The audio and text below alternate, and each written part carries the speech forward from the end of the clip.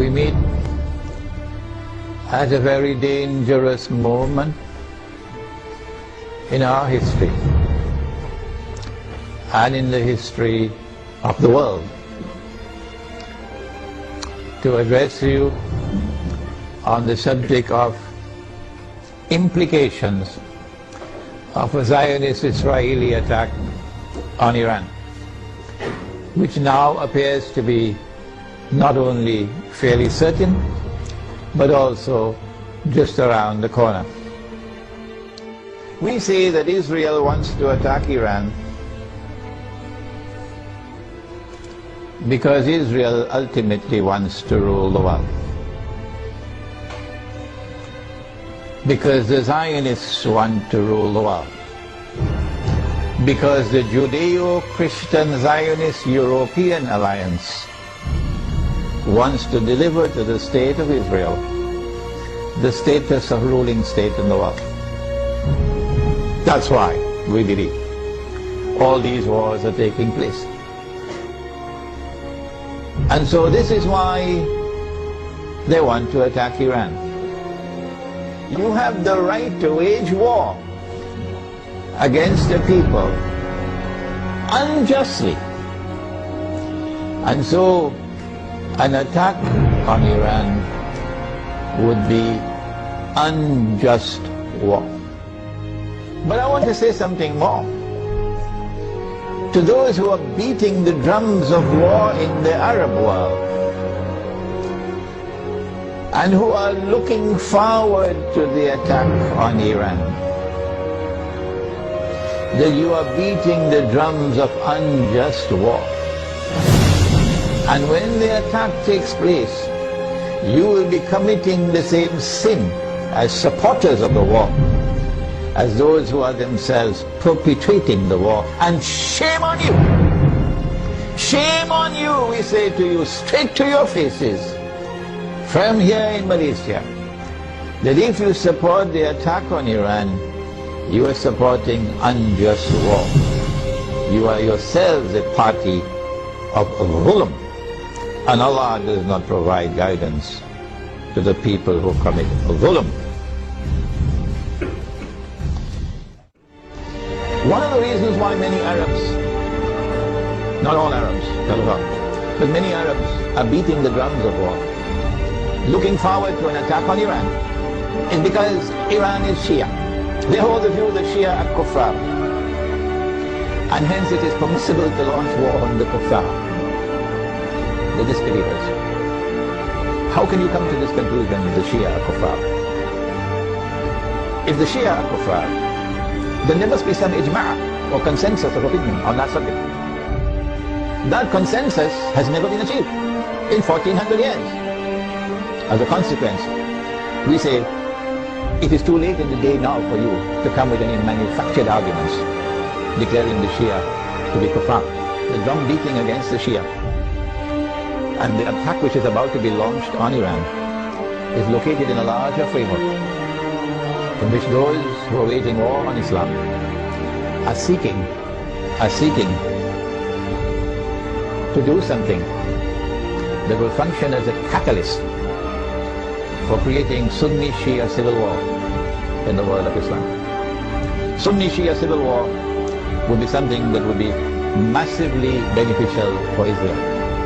Number one, Sunni-Shia civil war will make Islam look negatively, a negative image in the world, at a moment when Islam is center stage in the attention of the whole world.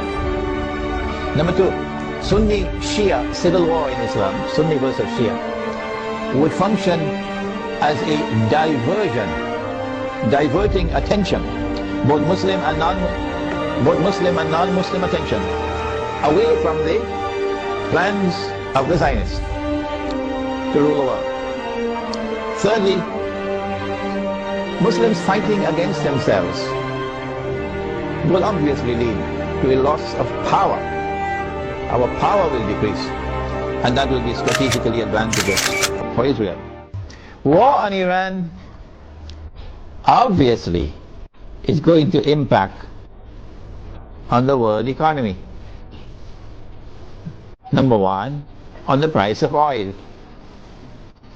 not only because Iran is a major supplier of oil, but also because Iran is located in that basin that the Iranians call the Persian Gulf and the Arabs call the Arab Gulf, and they're still fighting over the words. The price of oil is going to shoot up because Iran can also block the Straits of Hormuz. There's Iranian territory on this side and Oman on that side.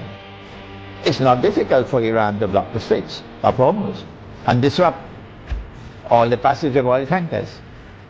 So we can anticipate fairly confidently that the price of oil is going to escalate dramatically once the attack takes place.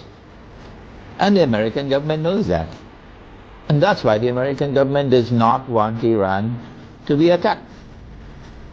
Because the American government knows, and the Federal Reserve knows, and the bankers also know, that the US dollar is going to collapse. It will not survive an Israeli attack on Iran with the price of oil shooting up through the roof. And if the US dollar collapses, of course they're going to have to demonetize the US dollar. It will no longer be legal tender. They have to have something in place. They probably already have something to replace it, but at a fraction of its previous value. The American economy is going to collapse. Large numbers of white Americans are going to lose their wealth. And many of them are going to be listening to this lecture. There's going to be chaos in the United States when the economy collapses. There can be riots in the United States, and they're already anticipating that. And so an attack on Iran would lead to economic, financial, and monetary consequences that will be disastrous for the US economy. An attack on Iran can be launched simultaneously with an attack on Pakistan.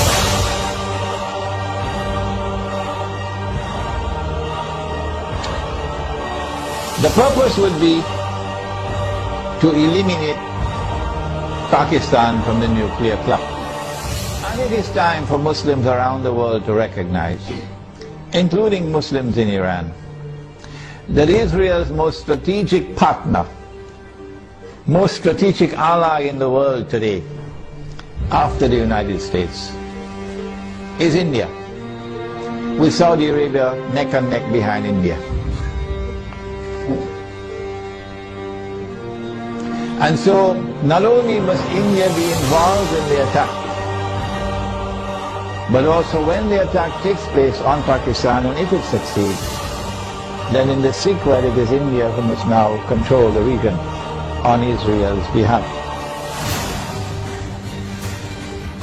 The denuclearization of Pakistan and the breakup of Pakistan into bits and pieces will impact upon Muslims in the whole of that subcontinent in such a way as to bring about a state of demoralization and despair, and send shock waves to Muslims in the rest of the world. That one of the largest Muslim communities around the world, in India, Pakistan and Bangladesh, have now come under the foot of Hindu India. So India will rule the entire South Asia with NATO in control in Afghanistan, for the United States of America.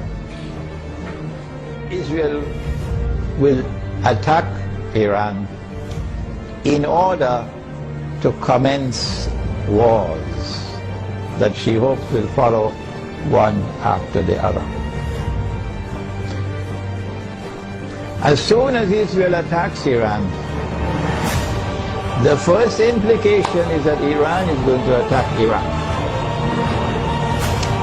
And Iran is strategically poised, advantageously poised, to attack the United States in Iraq. That Iran is also likely to attack Bahrain. And it should not be difficult for Iran to take Bahrain. Bahrain cannot stand up to an attack from Iran. Bahrain is just across the water from Iran. I am suggesting to you that Iran is going to attack and take Bahrain. And even when Iran attacks and takes Bahrain, then there's a causeway between Bahrain and Saudi Arabia where you can drive back and forth. The road will be clear to Saudi Arabia. I am anticipating, and the Saudis probably already have their plans laid out very well, because they know what's going to happen. And Israel already knows what's going to happen. That they're then going to turn to the United States to invoke whatever secret agreements they have of defense. That the United States has to intervene in Saudi Arabia to protect Saudi Arabia from an attack from Iran.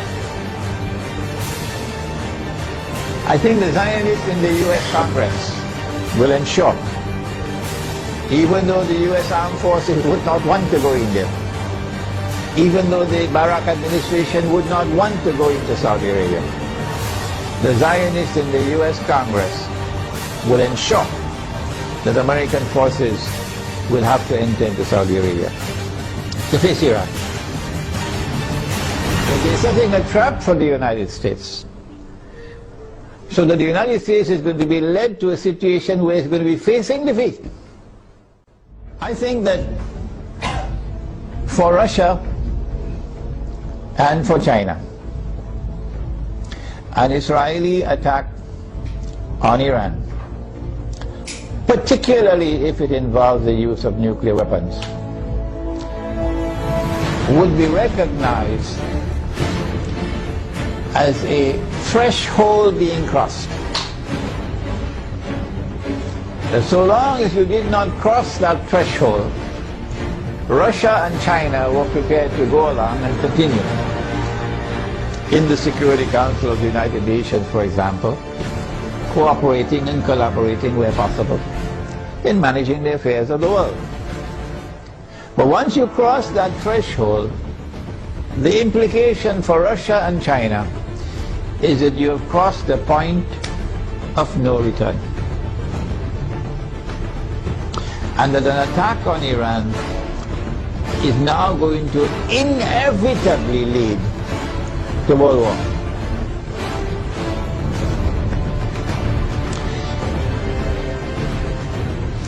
That after Iran and after Pakistan and after the Arabs, the Zionists are going to turn on China and Russia to make sure that China and Russia also bend down their knees and accept Israel, so that Israel can become the ruling state in the world. So Russia and China would know, today it's them, tomorrow it's us. And they're not going to wait until tomorrow to recognize that. The minute Iran is attacked, they will recognize that the threshold has been crossed and that you are now moving inevitably towards nuclear war. Russia and China acted strangely on Libya. You remember? When the vote came to the Security Council, they abstained, knowing full well that if they abstain, the resolution will be carried, and that is the end of Gaddafi and end of the Libyan government. Why did they do that? I felt that perhaps they knew what the plan was, and they wanted to let the Western world, NATO, to sink deeper and deeper into a quagmire, you know, like shifting sands, you can't get up. So eventually they will end up in the graveyard, and only then will Russia and China attack them. How are Russia and China responding to Syria at the moment? How will Russia and China respond to an attack on Iran and on Pakistan? My understanding is that Russia and China are going to be quite different in the way they have behaved so far in international affairs. Quite different once the attack on Iran takes place. And so we will be heading ultimately towards World War.